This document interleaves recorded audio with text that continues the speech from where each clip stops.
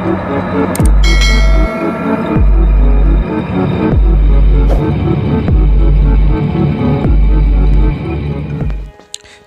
lagi dengan Wadu Gambar. Pada cerita ini kita akan membawakan cerita tentang pesugihan dengan tumbal keluarga sendiri. Bagi teman-teman yang baru mampir di channel ini, silahkan subscribe dan klik tombol loncengnya untuk berlangganan video-video cerita bergambar dari Wadu Gambar. Pak Sarkun adalah seorang penjual kerupuk sederhana di sebuah pasar di wilayah kota Ngawi. Ia sudah menikah dan dikaruniai 3 orang anak laki-laki. Pekerjaannya yang hanya seorang pedagang kerupuk keliling di pasar tidak mencukupi bagi dirinya dan 3 anak laki-lakinya untuk hidup dan bersekolah. Ditambah lagi dengan istrinya yang setiap pagi selalu mengomel meminta suaminya untuk bisa membuatnya hidup kaya raya. Tak tahan menghadapi situasi hidup yang sedemikian berat, pada akhirnya Pak Sarkun memutuskan untuk mengambil tindakan. Ia pun pergi ke daerah Purwantoro untuk menemui seorang dukun sakti yang bernama dan biasa dipanggil sebagai Mbah Anom. Kepada Mbah Anom, Pak Sarkun menceritakan masalah hidupnya dan meminta suatu solusi. Mbah Anom kemudian menyarankan kepada Pak Sarkun untuk membuka toko besi di tempat Pak Sarkun tinggal. Pak Sarkun menyampaikan kepada Mbah Anom bahwa ia tidak memiliki modal yang cukup untuk membangun sebuah toko besi.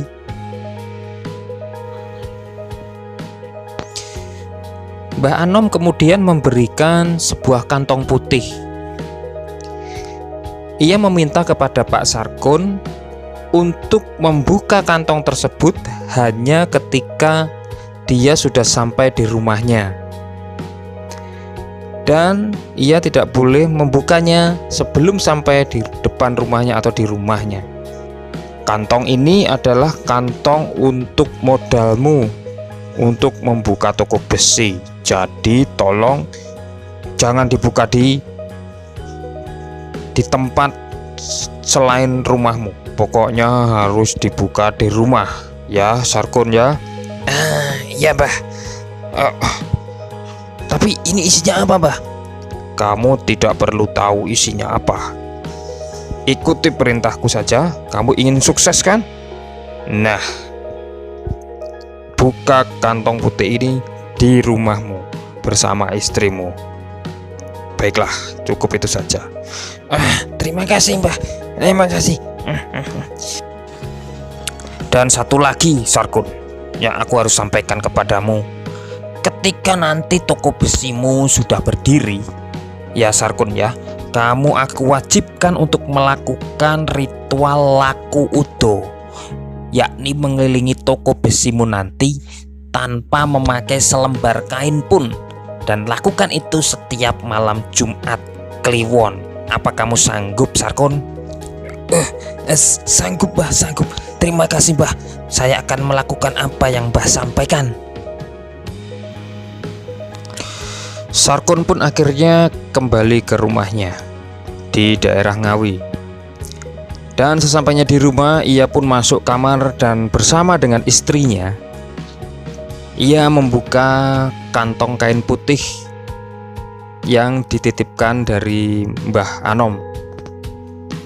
Dan benar saja, di dalam kantong tersebut ternyata berisi sejumlah besar uang kertas yang sudah tersusun rapi. Wow, Mas, ini uangnya banyak sekali.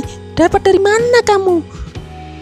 Iya, ini adalah dari Mbah Anom, Mbah Dukun Sakti di Purwantoro itu loh.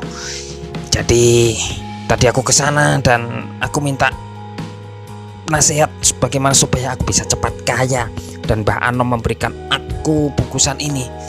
Dan ternyata setelah aku buka, ini adalah uang Wow, jadi uang ini nanti akan kita gunakan untuk modal membangun toko besi sesuai dengan pesan dari Mbak Anom.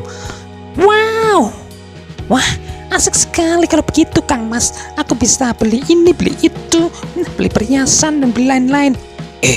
Jangan salah, ini kita pakai hanya untuk modal toko besi. Nanti setelah itu kalau sudah berhasil kamu boleh beli-beli. Pak Sarkun pun akhirnya mengikuti instruksi dari Mbah Anom. Dan benar saja, toko besinya laris manis. Dan makin hari makin besar, dan hartanya kini melimpah ruah. Malam Jumat Kliwon pun akhirnya tiba.